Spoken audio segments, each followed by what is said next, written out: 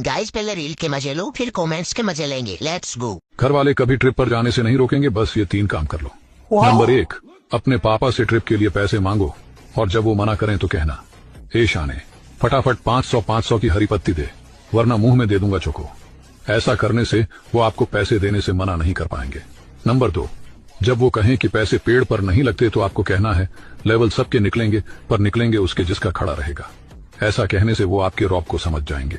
Number 3, जब वो कहें कि इन निकम्मे दोस्तों के साथ नहीं जाना तो कह देना, ये जितने भी बैठे स मेरी गेलिया गाड्डी माँ, कोई संत महात्मा को नहीं रहे, चंबल के डाकू सह। ऐसा कहने से उन्हें आपकी ताकत का अंदाजा हो जाएगा।